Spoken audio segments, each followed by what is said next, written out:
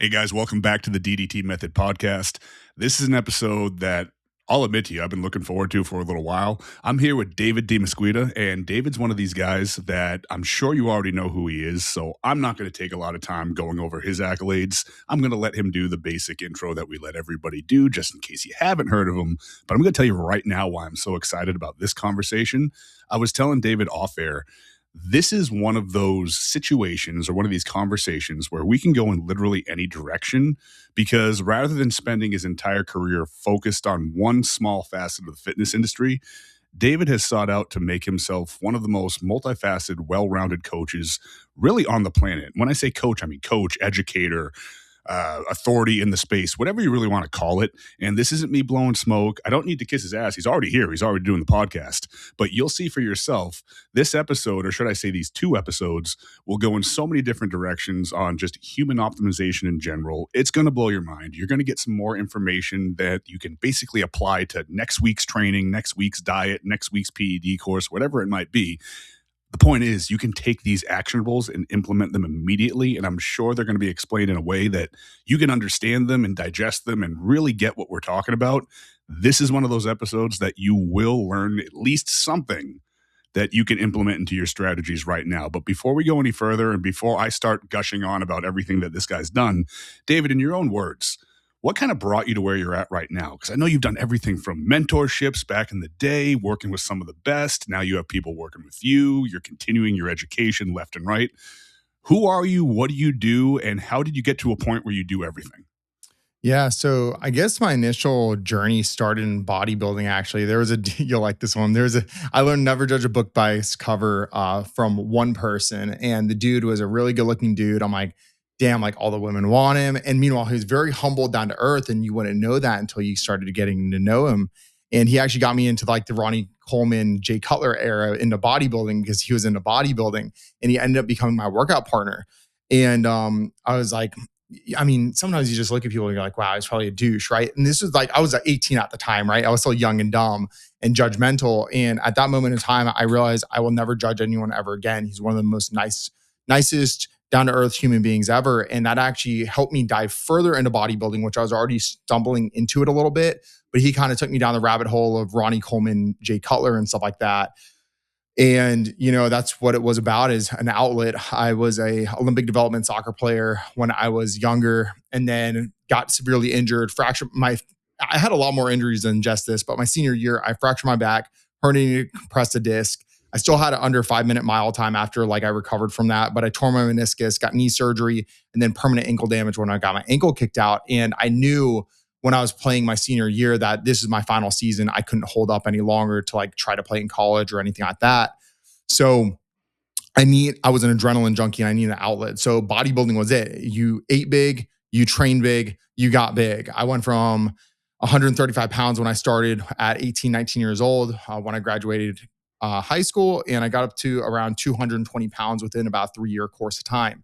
So I was just bound to get big. I didn't know that. I always thought I was going to be smaller. My goal was 170 pounds or something like that, and I blew right past it in 3 months, maybe 4 months. So that's how I started the journey. Now, the unfortunate thing is I got extremely sick, and everyone talks about bodybuilding is if you're getting in shape, you need to suffer. It's no, that's a state of illness. Unfortunately, a lot of us are used to being in a state of illness all the time.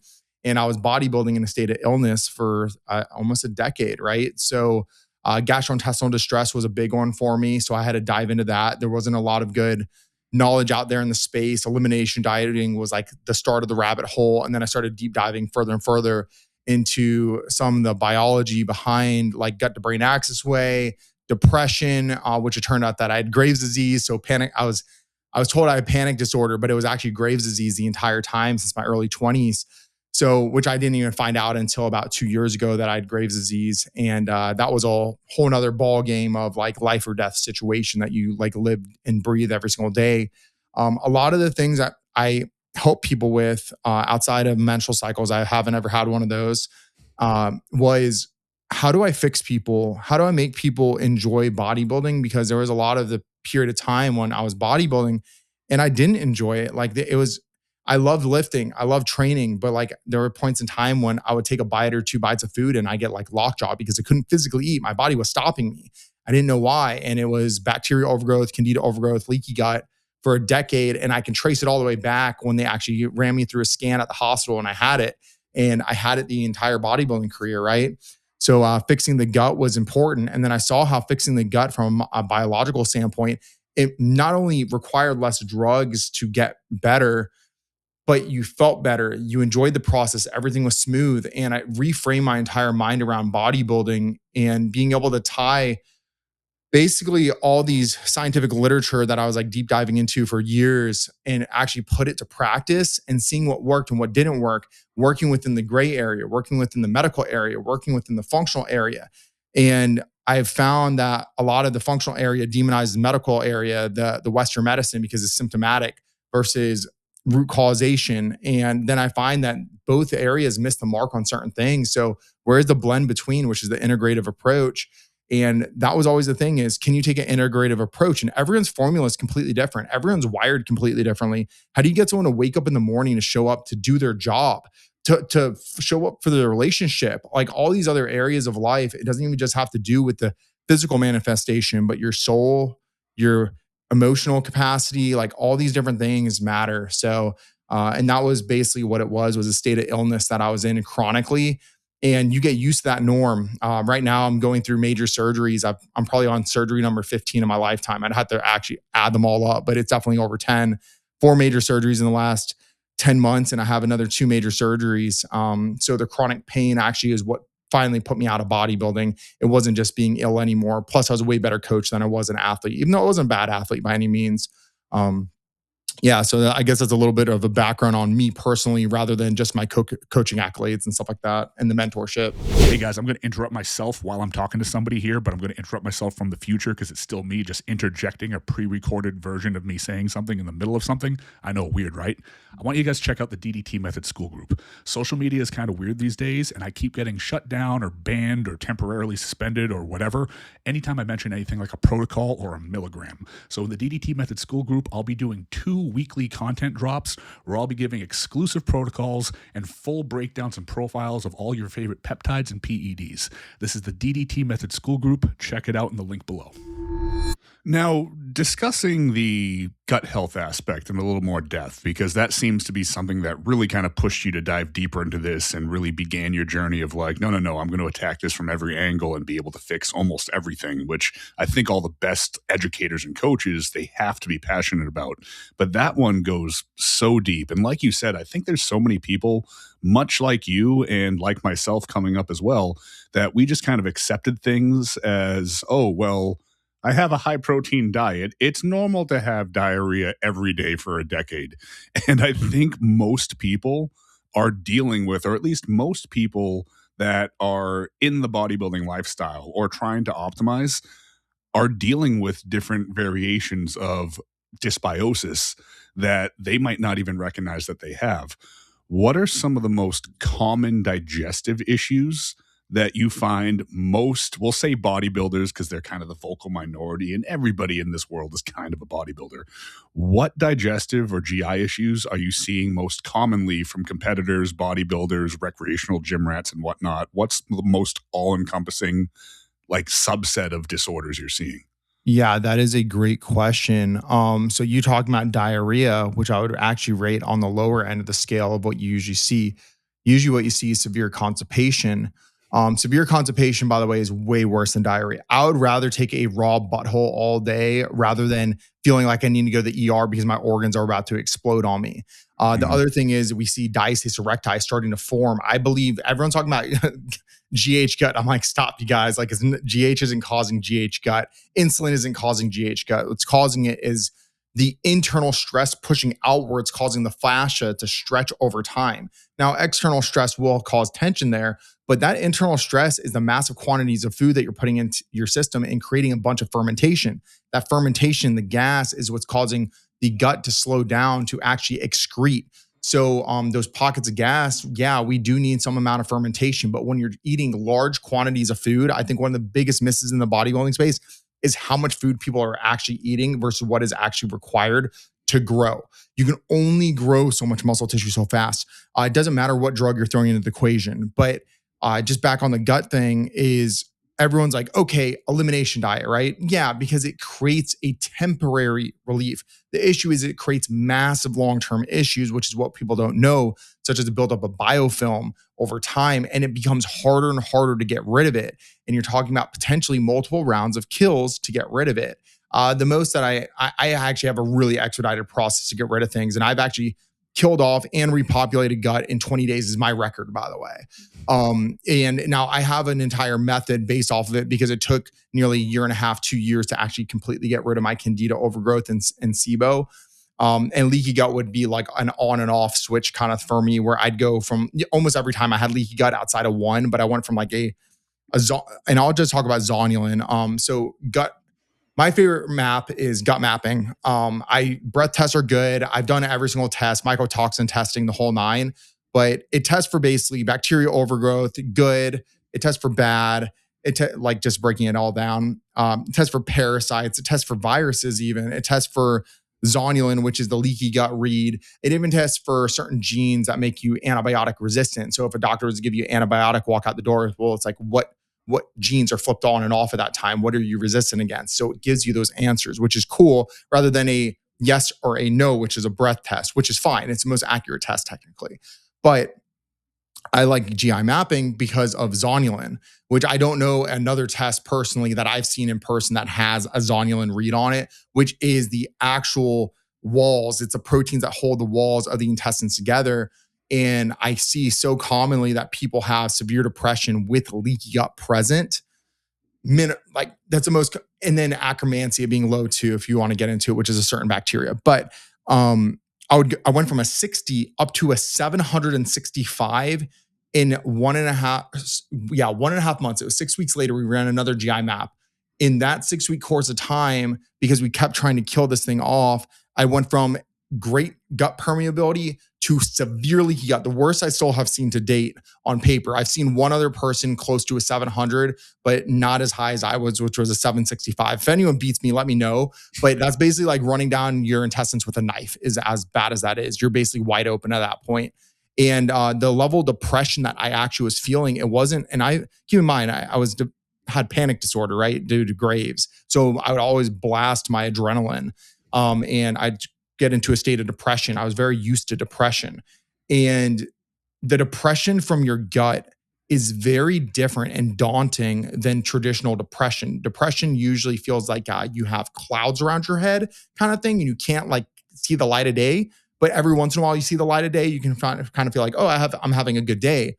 This almost feels like you're being encroached upon from darkness and pressed down, like oppressed at all times. And you can't shake it. It just is there.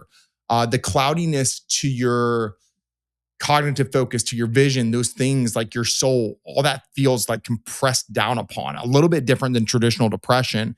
And that's actually we see in the bodybuilding space. And what is a bodybuilder going to do? Well, they have access to a lot of different things. Let's be honest, right? We're all addicted to something, right? And they might lean into like an SSRI, right? And that's not going to be the solution. Another thing that I see on labs, by the way, just speaking of common symptoms, is elevated estrogen levels in men, where they're pounding AIs and they still have elevated estrogen levels. That's a tall sign for a bad gut because they're recirculating their estrogen. So I think those are the most common ones, is probably constipation. If they run a food intolerance test, which I hate food intolerance tests, to be honest, I guess there's a time and a place for everything, but it's almost useless when you have a bad gut. If everything's lit up like a Christmas tree, or you have a ton of intolerances to just normal foods, it is very common that there's something else underlying going on. And that could be just like low normal bacteria flora, a good bacteria. It might not just be overgrowth of bad bacteria. They're almost identical symptoms. Now, discuss biofilms a little bit, because you mentioned those, and biofilms, which are essentially like putting Iron Man suits on bad bacteria to make them super strong. And that's a very generalistic and non-scientific definition, obviously. But I think people not realizing what biofilms are and how to handle them leads to this mindset of, oh, if I have some sort of overgrowth of bad bacteria, I can take an antibiotic, or I can take some oil of oregano or whatever. Oh, if I need more of a good bacteria, I can just take a really high dose probiotic. How are biofilms disrupting all of this? Yeah. So, and I like your analogy. I was actually going to, when you asked me that, I was just going to basically generalize it very similar to you. Think about it as like a mucosal membrane around this bacteria that allows things not to penetrate into the bacteria to kill it or to get it out of your system, simply put. A lot of times, I have a whole thing on oil of oregano, but a lot of times people are trying to kill without knowing what they're doing, or they're copying. The issue right now in the industry is everyone's copying and pasting protocols. It's the same thing over and over again, and they're overkilling and making people way worse than they came in. If I can't kill off in 6 weeks, we're probably doing antibiotics. I like that. That is a general rule of thumb, because like I can roll into a kill and out of a kill over and over again, and use basically Stanford guide to do it if I need it, which is always under medical supervision, by the way. I want to reiterate that, because there is a lot of things that do go on and a lot of symptoms that you're going to want a doctor in the mix to do it. Just to reiterate that, you guys, I work in tangent with doctors all the time, a lot of the times. So needless to say, if you take an antibiotic, and let's just say that it's bringing a knife to a gunfight a lot of times. Like if there's a lot of biofilm present and you have been doing a low FODMAP diet for a very long period of time, you probably have a bunch of biofilm built up that protects that bacteria. And if you are throwing basically knives into gunfights, the guns are going to win every single time. And that's nearly what it is. Now, don't get me wrong. Like if you're throwing a bunch of knives, you're probably going to make a few hits every now and then, right? But you're going to get shot down from the large majority of it. And then those people that are holding the guns are still surviving, right? That's essentially what it is like doing. And you brought up oil of oregano, and I have a bone to pick with oil of oregano and all these kills that are going on right now. I have had to fix so many people that are going to these people that say that they can kill off their SIBO and stuff like that. And they might not even have SIBO, by the way. And they're literally overkilling and blasting their good bacteria down into the oblivion. What people don't know is you balance out good bacteria and it rebalances the bad bacteria out. So your opportunistic bacteria to a certain extent, right? It might not get rid of the SIBO completely, but at least it will create some type of microbiome balance. And the issue that we have right now in the medical space is we're not 100% sure where people are supposed to be. We have a generalized idea, but we just don't know. People are born, if you're coming through vaginal canal or you're a C-section, you're born with a certain subset of bacteria that we know that you're literally born with. Massive difference. And that's the complexity with the gut. And we only have really started doing way deeper dives into research within really good research within the last like decade or so, maybe 15 years, but really decade to really start nailing some of this down. So the issue right now that I'm seeing in the industry is overkill, and oil of oregano is one of those big ones where it's like taking a Z-Pack. It's just going to kill. It's not targeted. It's going to kill everything. Is oil of oregano the cheapest antibacterial that you can take naturally? Yes, for an effectiveness standpoint. But there's things like allicin, which is garlic extract. It's basically a low FODMAP garlic extract, so you don't have to worry about the overgrowth from the garlic. That's relatively targeted, right? It's basically like a natural amoxicillin is basically what it is. So my caution is even if you know that you have any type of gut issues going on, make sure that someone has the accolades to do it. And they don't just say like, hey, I paid someone to mentor me on gut health. I can fix you. And you become a lab rat, which is what I'm seeing 98% of the time in the industry right now. And that's the biggest issue. And the people that they're learning from are usually great, by the way. They are really, really good at what they do. The issue is that they don't know what they're learning because they don't understand the information, and they're regurgitating these case studies or protocols that they've seen, and they're literally wrecking these people, making biofilms worse, making the microbiome worse. Like their balance is different per person. That's why people demonize doctors going based off of symptoms when symptoms are just as important as the data. That's why relative versus data is so important. I see people with low thyroid function have faster metabolisms from a metabolic expenditure standpoint than people with high thyroid on paper. That's just like one example. So that's the bone that I have to pick with a lot of this that's going on right now in the industry. And I think a lot of that comes down to something we were talking about off air before we started, and I'm sure we'll dive back into it as we get into different topics. But you really just can't say like, oh, I'm going to learn this protocol for this situation and then apply it every time this situation comes up. And we'll dive deep into this when we get to peptides and whatnot, because that's where we're seeing it the most right now. Because obviously peptides have become like the new muscle tech from the early 2000s. Everybody's got a coupon code and they're everywhere. Take this, it's great for this, but nobody understands what's happening on like a cellular level, what's going on under the hood, and then how do we actually apply these? Nobody has any understanding of the Krebs cycle and what mitochondrial peptides are doing to it and how they're affecting it and why we can leverage them better and why sometimes they're doing nothing. But that applies to so much of this. And one thing that you did mention that I don't really have a follow-up question for, but I do want to kind of like reiterate and dig my heels into the sand on it, is scope of practice is so important.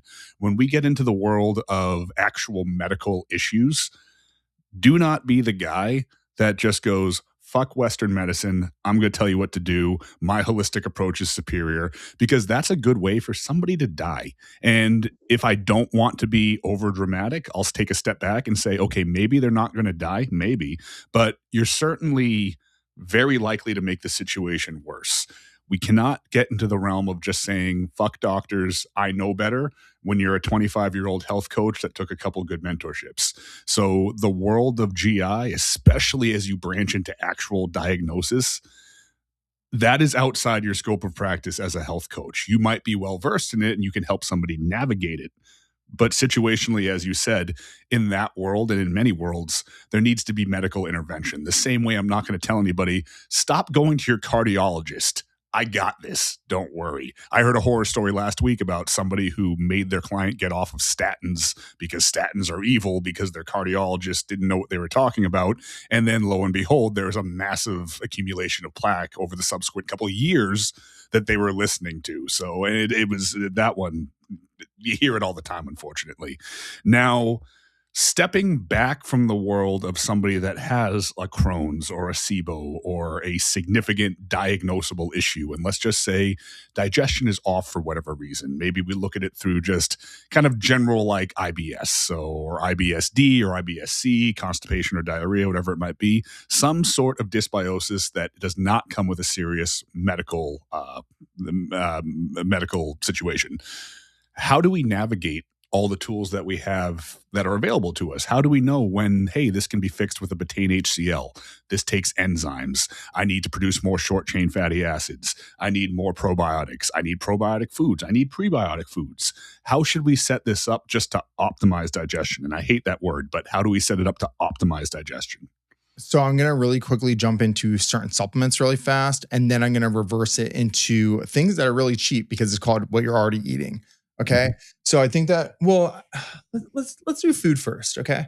We'll do food, then we'll do supplements, because I think that supplements are to supplement a diet or supplement a need, because supplements are actually medicine is what people don't realize. And the unfortunate part about it is that's why it's so important to know where you're getting your supplements from, because like pharmaceuticals, they are what they are, right? It's within 95% accuracy of what it is. Supplements need to be above 100% of what the label says, or else it can't actually be listed on that label. So just as a fun fact for a lot of people that don't know the manufacturing side of supplements. So let's jump into really the dietary part of it first, and like how to navigate if you're having some issues. A really common thing that I see in prep is constipation, right? They're doing too many stimulants. They're becoming dehydrated. They're throwing off their electrolyte balance, their adrenaline balance as well. They're pumping out epinephrine and norepinephrine, so they might be dumping their sodium out, and their water is really high. Maybe artificial sweeteners are really high just to curb that appetite, and we see it throwing off the microbiome to a large extent. First and foremost, reducing down artificial sweeteners is a great thing if you're pounding them, right? Like most people are going to be fine with a certain amount. But if your gut's in a bad spot when you start, I tend to see artificial sweeteners actually retaining fluid on people that have bad guts. And I'll leave it at that. I'm not saying that it's a make or break. I'm saying it's a great tool, but there's a limitation to how much someone can tolerate, and everyone's slightly different there. So drinking basically a non-stevia based sweetener 24/7 is probably not a good idea for anyone anyways. Next piece to this, from a dietary standpoint, I see people in preps eating too much vegetables to obtain more volume in their stomach to curb that satiety.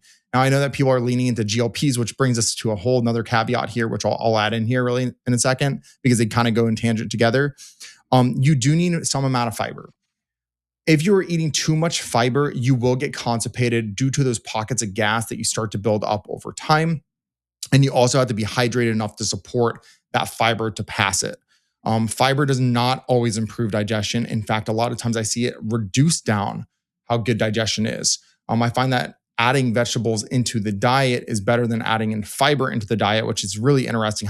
I didn't realize how many people add literally supplement fiber into their diet, which is mind blowing to me. It's like just add a couple of vegetables in like per meal. It's not that hard. Or like a starch with a good amount of fiber, like an oat B from oats is awesome for cholesterol anyways. The best thing for cholesterol you can put into your body, outside of medications probably. So that's one piece to it. So potentially reducing down fiber, I think is a great thing. Or supplementing in a prebiotic rather than getting a bunch of prebiotics from foods. Like asparagus is a very high prebiotic. So a lot of people pound that during peak week, for instance, and they get extremely backed up. It's high in prebiotic. If you have a bad gut, which most of us are in a caloric, we are in a caloric deficit. So you start pounding prebiotics and your good bacteria flora has been starved the whole time. And you try to grow bacteria. If you might grow more bad than good, or just create a ton of gas in your system, slowing everything down. So I look at fiber or vegetables primarily first. I think that fruit, especially in a caloric deficit, is a great add. It helps improve detoxification pathways, especially things like kiwi, which is probably my favorite fruit for the vitamin C for the bile production, is a great thing to add in there. Plus, it helps with your kidney health overall, your adrenaline, or your adrenals. Going one step further is people are eating too much protein. And yes, high protein diets builds bacteria, you guys. Holy moly, this is so annoying right now. Ketogenic diets and carnivore diets build bacteria. It doesn't like annihilate your bacteria. There is a cleansing phase that happens, and it has to do with oxalates more than anything else, where it has an oxalate dump for about a 2-week course of time, which is anti-nutrient. So people that are having elevated histamines tend to have elevated oxalates in their system. So they might have a bad response to almond butter, for instance, is a very common one that you see. It's very high oxalate food. So they go on these high fat diets, they feel amazing, and then their gut's absolutely wrecked on the tail end of it because they're not adding in carbohydrates in their diet. It's one of the worst things that I see going on right now in the industry. Time and a place for everything. Again, time and a place. I preface. So reducing down, I think people are doing too high of protein diets. If I could take back time, instead of eating 450 grams of protein a day, oh my gut was really bad, I would have been doing 250 grams. I grew just as much at 250 to 300 grams of protein as I did at 450. There is a limitation. It doesn't matter how much gear you're taking. There's a limitation. It's called biology. Okay. I think that kind of covered diet for the most part. I think that adding in starchy foods improves digestion a lot. I think that when we're in a caloric deficit, we don't really add in starchy foods for whatever reason on like a refeed to improve motility at the minimum. Like if someone's starting to get backed up, maybe give them a refeed and hopefully they start pooping, right? Because that fiber that natural starch will help to bind and push, right? And then kind of jumping into what you can do from a supplement standpoint to improve digestion. I always look at digestive enzymes as a low-hanging fruit one. I think people lean into them too much. I think it's a great add. BT and HCl, I think, is over-idolized right now. I was definitely been talking about it a lot for years and years and years, like over half a decade kind of thing. Most of us, when we're on steroids, it's reducing down pH balance. So increasing BT and HCl is great.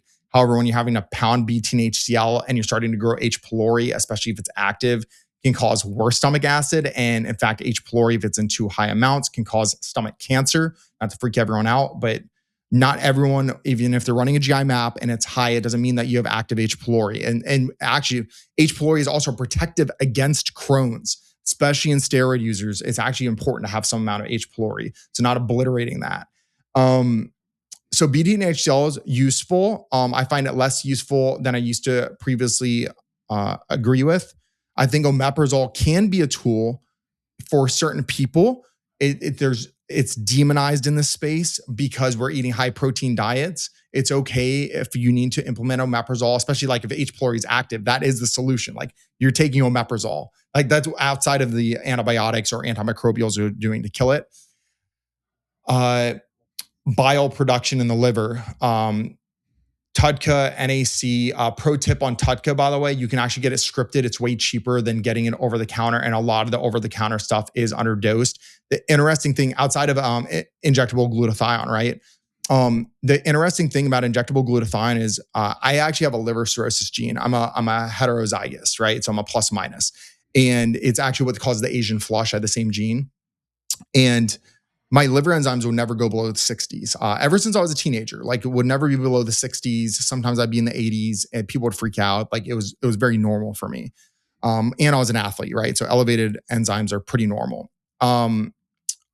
Obviously, like there's better reads than that, like GGT and stuff like that, which is a time for another day. But taking NAC and TUDCA 3 times a day and injectable glutathione didn't really improve me that much. Intravenous glutathione would improve me, like for 2 weeks at a time, usually, from a lab result standpoint. So backed by actual labs.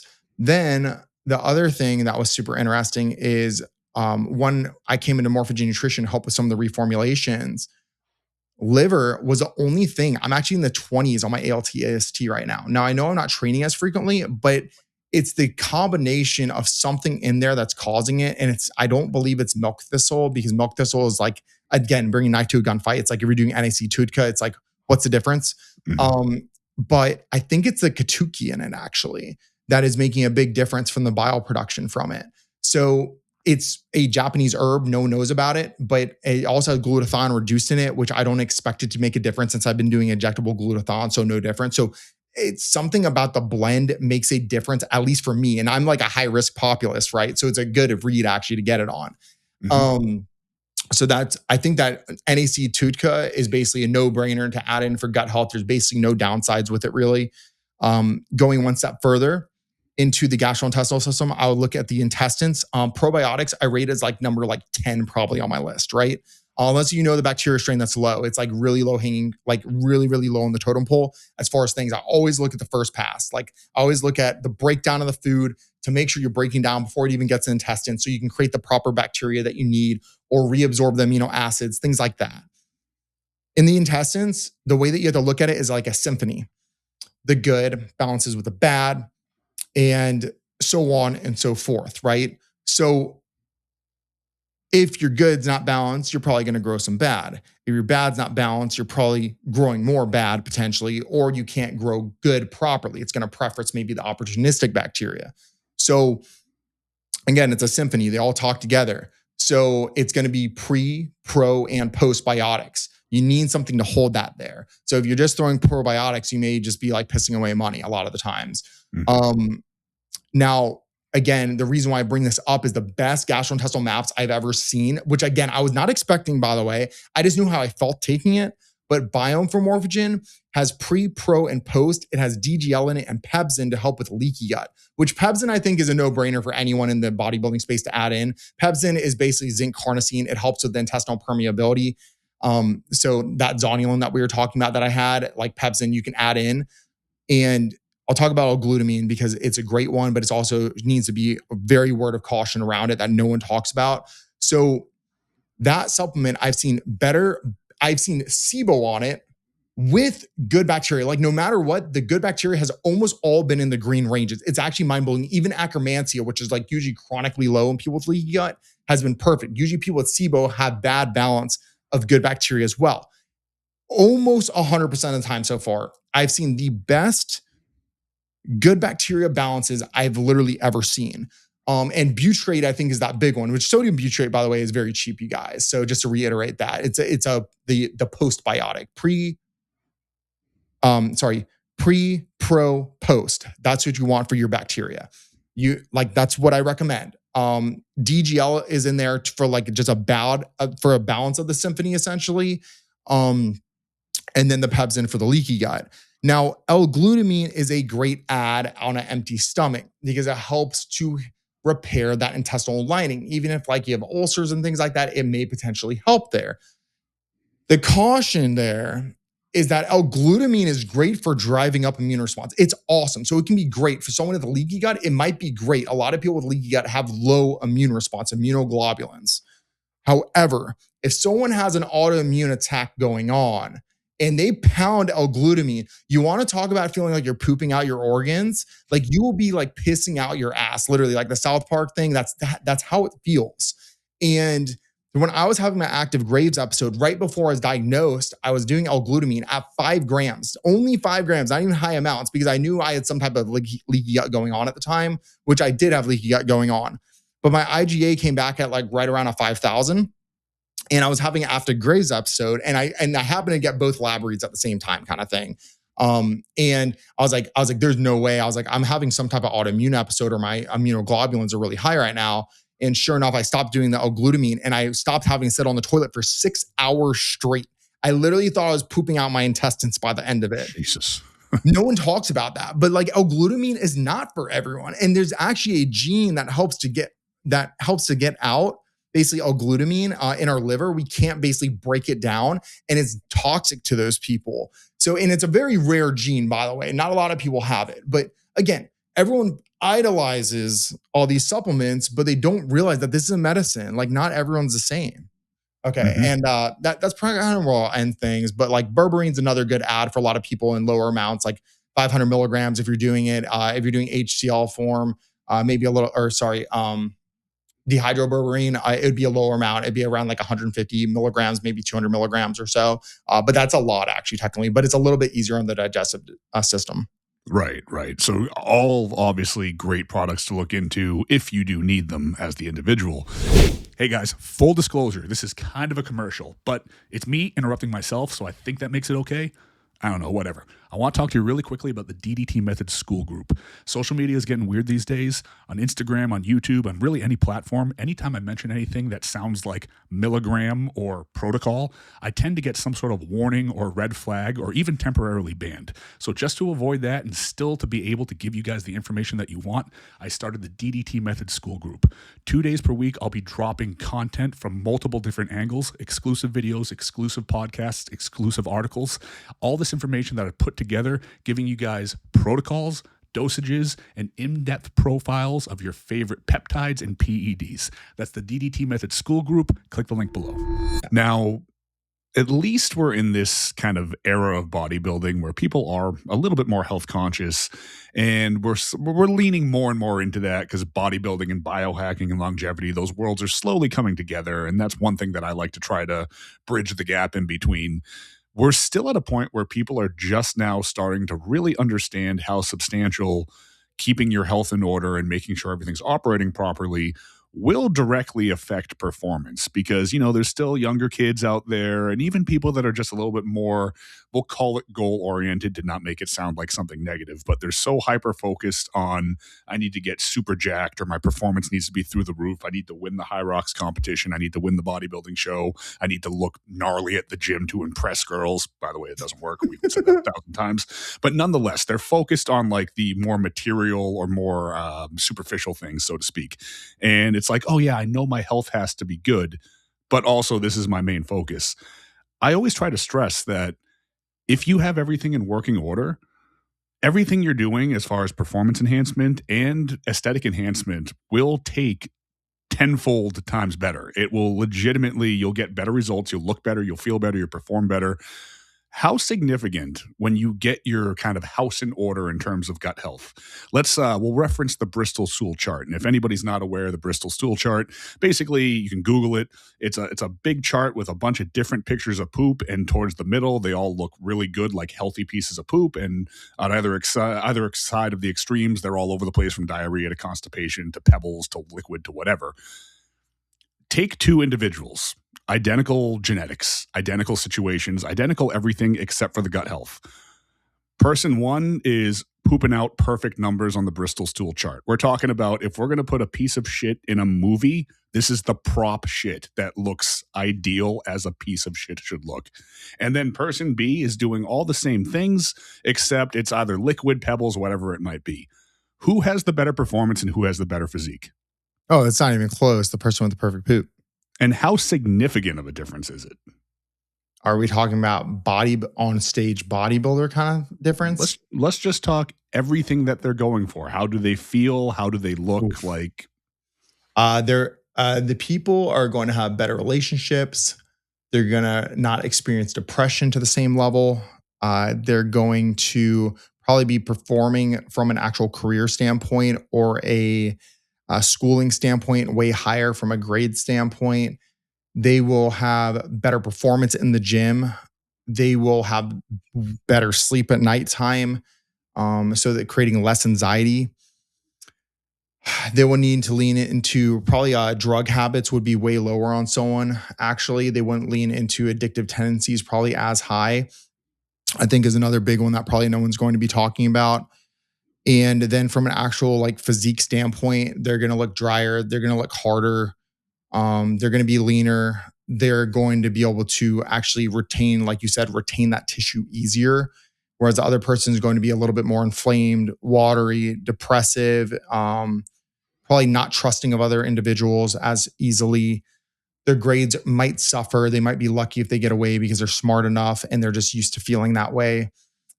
Those, I think it's more the symptoms of the how you walk, how you talk that's going to change more than anything else. It really is profound. And I really hope that more people start realizing that sooner, because it kind of makes the whole health side of it a little bit sexier, so to speak. It makes it like, oh, if I attack this, I'll get to my goals faster, not just oh, I have to do this to stay alive. It's not like paying your taxes. It's really taking you towards your goals. So moving on from this absolute masterclass in gut health, before we start getting into everything like the PEDs and the peptides and whatnot, what else, in your opinion, now it can be something very foundational or it can be something that's incredibly overlooked. Where do you see people that want to dive all into optimization, either for peaking perfectly for a bodybuilding show or the perfect prep or the perfect off season, or just to get super jacked or super strong or super high performance outside of gut health? Where do you see people making like the most common mistakes? Like, where are we all dropping the ball trying to rush to the latest SLU or the latest retatrutide or this, that, or the other thing? Dude, if you asked me this 5 years ago, I would have told you something differently entirely. So when I first, let me talk about my coaching really fast because you'll like this one. This is like full circle. When I first started doing coaching, I really didn't want to build people's training programs out because I was like, I didn't want to take people's joy away from the gym, because if someone put me on a training program, I would be very resistant to it because I want to show up to the gym. It's already doing progressive overload before like we even really talked about progressive overload like we do nowadays. I didn't want to take someone's joy away. And then I realized people don't know how to train. So I had to build out training programs, right? So which I already had them built out, right? But it's like rebuild them for them. Then I realized it was actually less about the training programming, which I know people are going to give me a slap on the wrist for. I really don't care what you say. Do 2 to 3 major compound movements per body part and just crush those workouts. The low hanging fruit is someone's form. It's kind of like talking about, I like talking about glutes because I feel like there's a massive discrepancy in great glutes and it's a single muscle. Majorly, we're talking about glute major, glute medius, right? So you have the glute medius, upper glute, and the glute major. How someone can connect with those creates a massive discrepancy in how much progress someone makes. I just be very profound with the glute. It's a very strong muscle too, or very weak. I guess it depends on how much your back is hurting you. It's probably about weak glutes. So flexibility in the ankles is low hanging fruit for leg development.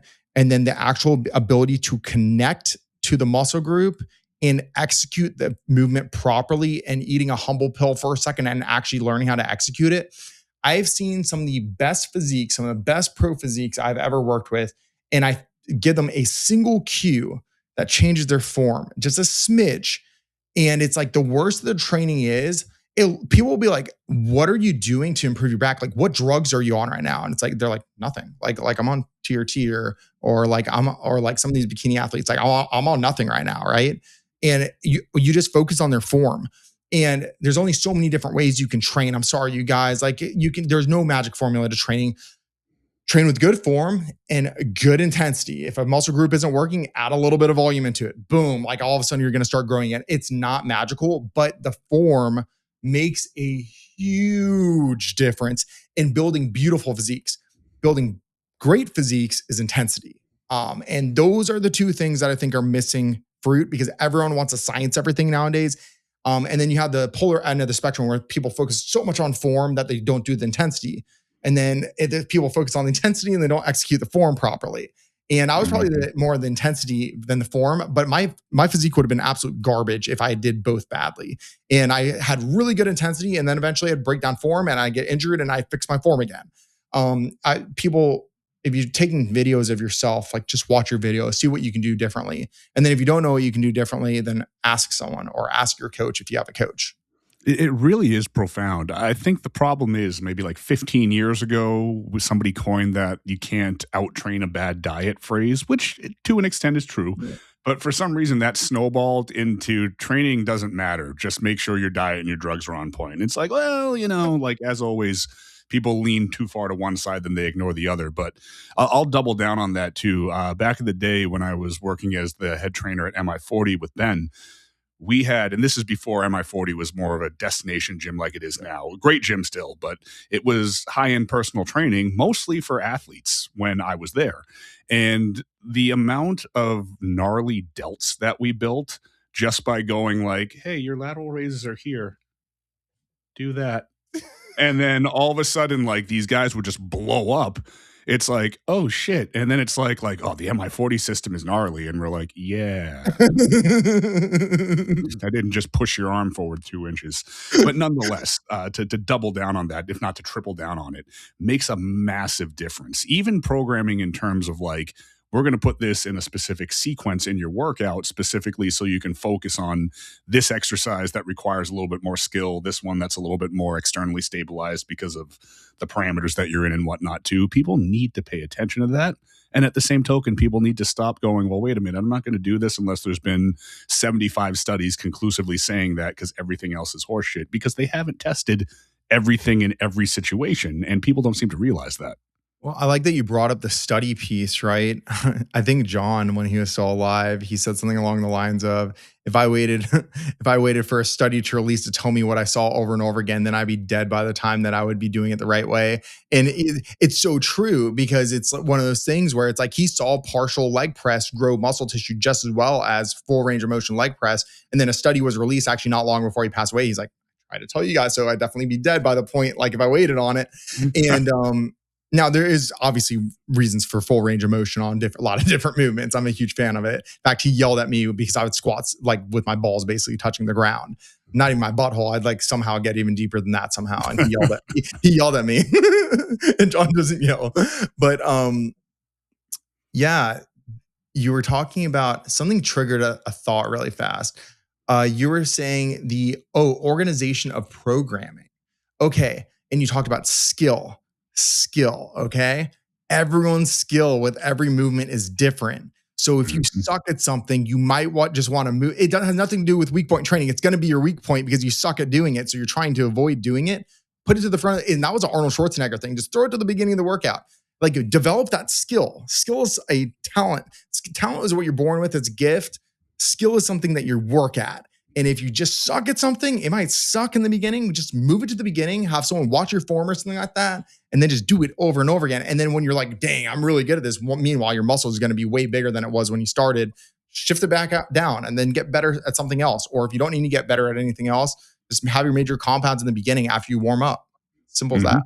1000%. Now, you mentioned John, and of course you mean John Meadows, the late great John Meadows, who you spent a lot of time with. Now, I don't want to make this the John Meadows podcast, although I would love to do that at some point because he had so much that he brought to the industry.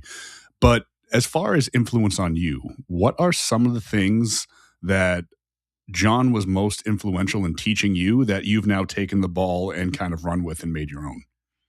Yeah, so several things, and it has actually nothing to do with bodybuilding. So let me kind of break this down really fast and why I say this. John was honest about his lanes. He knew what he knew and he knew what he didn't. He was very honest about what he knew. And I think that's a massive missing link right now, especially with social media world going on, where people are like copying everyone and rather than just being critical thinkers and thinking for themselves or being like, hey, like, I don't know that. There was something that happened last week and I told the person, I was like, well, this is what I think. I was like, I don't know that. I was like, and if they were with the doctor, then I'll be like, hey, talk to your doctor about it. But like, you can let them know that I said this, but like, I don't know. It's not my area. And it's okay to not know everything. The more that I learn, the less that I realize I know. So That's one thing, is just being humble. I think the number one saying that he ever had was be yourself and you can never regret anything. Everyone's chasing clout nowadays, and you realize really fast that it comes tumbling down to an end. What happens if social media gets deleted tomorrow? Like, would you be happy? There were certain things that I used to say, and I would ask myself, like, would John post this, or what would John think if he read this? And those things really helped me develop into becoming a better man, and a better husband, just in general, and eventually a better father, which I have a second one on the way now. Um, the How to treat people was what I learned from John. Just externally, like, he didn't have to say anything. Some One time on my actually, this happened probably 2 or 3 times on my check-ins. It was less about bodybuilding. I was a really good bodybuilder. I didn't need someone to tell me how to train. I didn't need to tell me how to diet down. I just didn't want to think about it. And he would be like, "Hey, when's the last time that you bought Caroline flowers?" It's like something as simple as that like changes your life, and it makes you reground on what's important in life. So people get so caught up in putting one step in front of the other and doing the same thing over and over again that they forget to, like, take a step back, smell the roses, look at what you've built. If not, you're going to be chronically depressed, chronically chasing something, and instead of just like actually like being like, wow, I've come a really long way, or wow, I talk differently than I did last year. No, almost everyone talks differently than they did last year. And that's growth. The hardships that you face, that's growth. Don't run from hardships, like face them head on. Have the difficult conversations. Those are the things that I think are really important that I learned from John, way above the actual training philosophies. I will say that John did teach me what a good prep felt like, and that you shouldn't suffer in a prep. I hardly ate any food with him that prep, but I felt great. In fact, the one refeed, I was at 70 grams of carbs, and half a tablespoon of coconut oil. Other than that, I was on trace fats. At the end of it, it was just haddock. People roasted me for this. I said haddock, and it's apparently haddock. Someone actually had to explain it to me. They voice messaged me afterwards. I'm like, wait, what? Say it again. They're like, haddock. I'm like, okay, I'll keep saying haddock because it got engagement. Not just like It's the internet. It's the internet. like, let's just say the words wrong that I normally say wrong. Hey, you know what? Like I mentioned before, I've been watching your content for years. First thing I asked is, how do I not butcher your last name? So we get used to reading stuff, so on and so forth. That's great, because I think that ties into a lot of stuff about just trying to remain present through this entire journey. And I don't want to go too deep into that side of things and then get into the spiritual side and everything like that, even though that is important stuff. But I recently, in my private school group, I usually make videos that are breakdowns of like physiology, training stuff, peptide stuff. I did one on, I read a book that was fascinating about how to not get into a state of fusion with your thoughts, which is essentially just don't overattach to your thought process, have a thought process, but don't sit there and dwell on it. And essentially it came down to being present. And that translates into making you a better person, a better athlete, a better bodybuilder, a better anything, because it just gets you out of your head and gets you into the actual real world. And a lot of us that are so goal driven, be it athletic goals or, career goals or whatnot, we tend to kind of like sink into our own world. And that causes a lot of problems, both physiologically and mentally, that a lot of us don't even realize that we have. So that's a huge takeaway. I also love what you said about learning to be essentially humble about what you know and what you don't know. And what you said, these were your words, there's nothing wrong with not knowing everything. And there's this weird fear that like, oh no, if my client who hired me to get them in great shape and get them healthy is asking me about this thing that I've never heard of before, I need to quickly chat GPT this and pretend that I already knew, rather than admit like I don't know anything. Because I don't think anybody, and this is for all the coaches out there, I don't think anybody that has hired you, no matter what a big name you might be or whatever your accolades are, they didn't hire you because they think this guy knows absolutely everything. Because if you knew absolutely everything, like everything, you would literally just kind of like consult the world's leaders and you'd be a trillionaire and you wouldn't be working with regular people. So nobody knows everything. And one of my I want to say mentor, maybe not, but somebody that I consider a friend. I've taken several of his courses and jumped on several consult calls with him, is Dr. Dwayne Jackson, which is the reason I was able to slightly hang with you in the gut health conversation. But Dwayne always spoke about building a network and making sure that you're establishing a group of peers as well, because you're never going to know everything, but it is very helpful to just say, like, hey, I don't know, but I have a network of guys that do. Let me reach out and let me get back to you. Because that, in my opinion, is as valuable as the actual knowledge, knowing that you can't know absolutely everything. So this has been amazing thus far. And I want to start getting into the world of like performance enhancement, into the world of peptides and everything like that. And I don't want to make this entire conversation about foundational practices, because even though those are important and I love those probably more than the PEDs because I'm fascinated by the small details. Before we actually jump into a course of either anabolics, if that's prescribed, hormone optimization, peptides, gray areas, everything like that, where do you think things like circadian rhythm, sunlight, the grounding stuff, the woo-woo hippie granola type practices that we're starting to figure out, like, oh, wait, there's something to this. How important is it and how effective are these things? What are some of your essentials as far as things like sleep architecture, hot and cold exposure, sunlight exposure, maybe like ion exchange with the moon? Some people get really deep into that.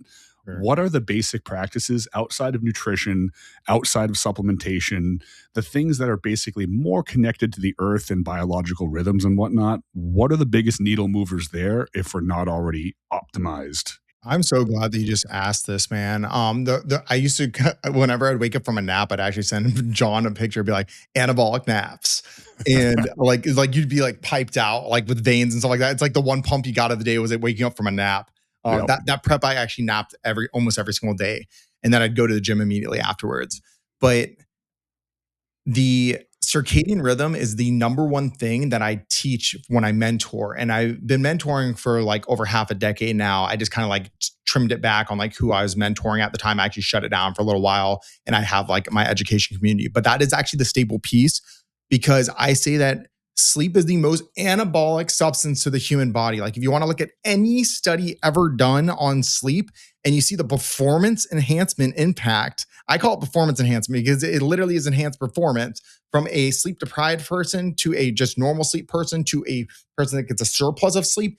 It is crazy. And I think that I was going through a round of puberty when I went from like that 135 to 220 because I was sleeping so much. I couldn't stop sleeping. I would like wake up, I'd go to class, I'd nap. I'd go to class, I'd nap, I'd work out, I'd get home, I'd eat, sleep. And like, it was like rinse and repeat. And what I think takes people from like good coaching to great coaching to guru coaching is all psychology. So when it comes to circadian rhythm and balance, what drives that person, right? Because you want them to get up in the morning to execute a plan. So one, like when it comes to tracking circadian rhythm, I just love fasted blood glucose because you can catch a cortisol spike in the middle of the night. That's one big thing, right? So I'm kind of heavy into supplements at nighttime if needed, but I also have to take into the equation how much money does someone want to spend. So let's just do the free stuff because I think that's what you're asking. Is I do believe that reducing down blue light exposure for someone that is not ADHD, I think is extremely important. Someone that is ADHD, such as myself, I can play a freaking FPS game, a first person shooter, and it'll help me go to sleep, or balloon tower defense and put me right to sleep kind of thing, right? Like it actually helps me fall asleep. That's completely different per person. But I think that reducing non-blue light exposure is a massive one and it's free. Plus, it allows you to reground naturally with the surroundings around you. A lot of women, at least, love journaling. I think journaling is amazing for regrounding and refocusing.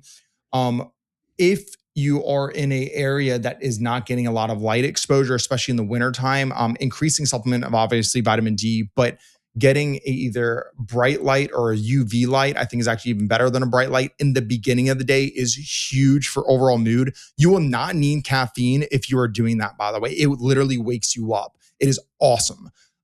Red light exposure tends to wind you down a little bit as well. I do like light exposure. You're talking about like different water therapies, right? When it comes to water therapy,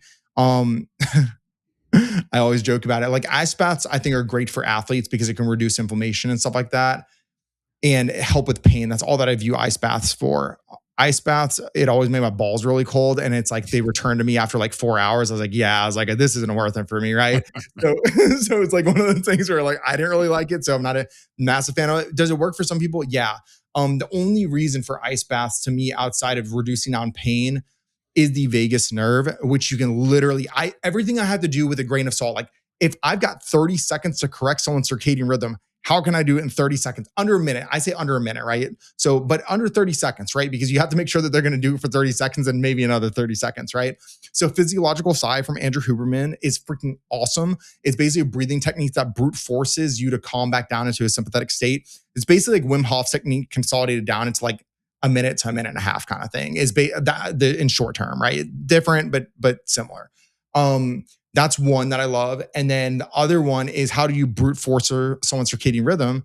Again, from a stress response to calm down the vagus nerve again, just throw your head into a cold shower really fast. This way you don't have to get your whole body cold also. But that shock will slingshot you back into gear. I am a big fan of breathing habits. So when I would actually consult and I was flying from Atlanta to Seattle every single week, which is a 5.5 hour flight, the first thing I would do when I would land is actually I did breathing habits in the Uber to the place where I was consulting at.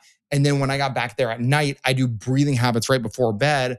And that would kind of reset my brain for West Coast time. And then when I got back home, I would do the same thing. As soon as I was in the Uber, I was resetting my circadian rhythm and I would keep my eyes open actually when I would meditate, when I would do it. And I would do Wim Hof technique actually. That was the first breathing technique, which is probably one of the hardest ones to learn. But the first breathing technique that I got into, a really easy one though for people is box breathing though. I like work your way up to like 8-second holds or 12-second holds if you really want to get like hardcore with it.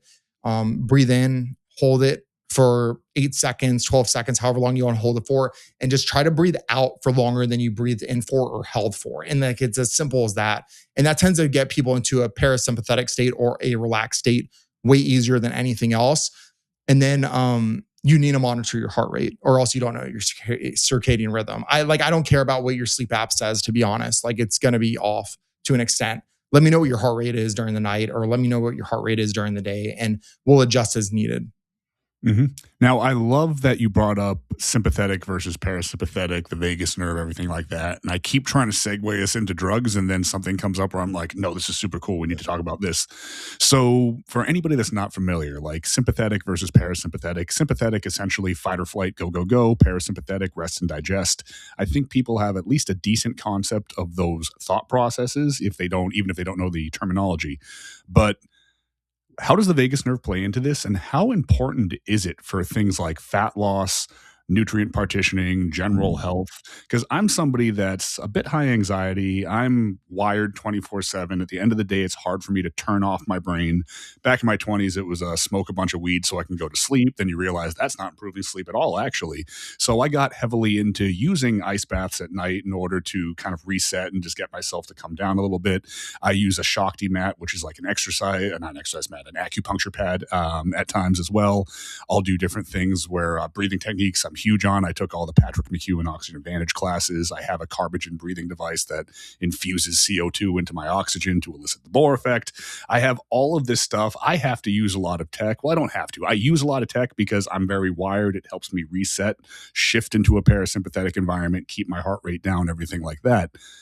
How important is it to be able to have that more parasympathetic dominant tone, to be able to switch back and forth? And if somebody is kind of like wired 24/7, what's some low-hanging fruit to be able to kind of fix that system, either supplementally, practice-wise? We talked about breath work. We talked about therapies. For somebody that doesn't want to be insane and go out and spend 20 grand in different tech, how do we actually start to fix this? You're gonna love this one because I'm the right person to ask, considering I have Graves' disease. Mhm. So Graves' disease, for you guys that don't know, is hyperthyroidism. This is the same thing in the bodybuilding space. If you're pounding a bunch of T3 and no T4, and you're in hyper ranges, it basically drives up your heart rate. And why does it drive your heart rate up? Because you're having an adrenaline response, right? So you're constantly pumping out epinephrine, norepinephrine, which is, if you did a shot of adrenaline, same thing, right? But with Graves' disease, it can just keep going. And I lived almost an entire year with over 200 days of Graves' disease active. So walking stroke victim is how it feels. The so technique that I think is let's talk about technique in a second. So your original question, re-ask it one more time just so I can follow up with it. And then I'm going to talk about technique after that. So, how influential is having proper parasympathetic tone to fat loss, nutrient partitioning, general health, everything? Yeah. So because it's all CECO, right? It's calories in versus calories out. Yeah, that's a thing. But we also know we're also in extreme conditions where we're trying to get in shape. It is still CECO. Don't get me wrong. I'm not saying that is the laws of thermodynamics, period.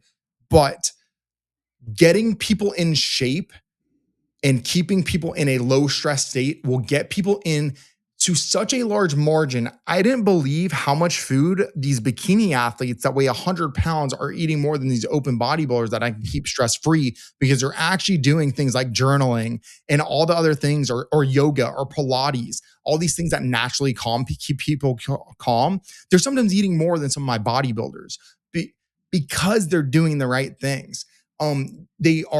Their cellular function is just better because their inflammation is lower. The other thing is when they're well rested, which is the biggest thing, is well rested. You feel more well rested, you feel at ease. You actually have more NEAT going on, non-exercise athletic thermogenesis. It's basically where you're like fidgeting or walking around more and just burning more calories naturally in a day because you're literally well rested. So you're just doing more in a day. And inflammation's lower, so it's a win-win. And blood glucose is lower, so you're not insulin resistant. I see those things make massive impact, especially in extreme conditions where you're trying to get someone peeled out of their minds. The more comfortable they are, the leaner they get, the easier they get, the less drugs they need also. So it's like everything. And you're going to laugh at this one. So having Graves, there was a period of time where I couldn't get my heart rate below 100. The issue with it is I can't just keep beta blocking myself down because at least propranolol also is lungs and heart together. So it eventually impacts lungs. So it's hard to do physical activity. The other thing is if I do physical activity, it could take me like 3 or 4 reps and my heart rate would be like above a 140, 160, and I couldn't get it back down. That was the issue with Graves. And I would have to beta block myself back down. So one day I was just like, fuck it. Like, I'm going outside for a run. And meanwhile, I already had hip reconstruction. My hips can't handle it. I'm bone on bone. So I'm like, fuck it, I'm going for a run. And it was freezing cold outside. I'm like, thank God it's cold outside. It'll ease some of the pain from me not being able to walk back, right? So I go for a run.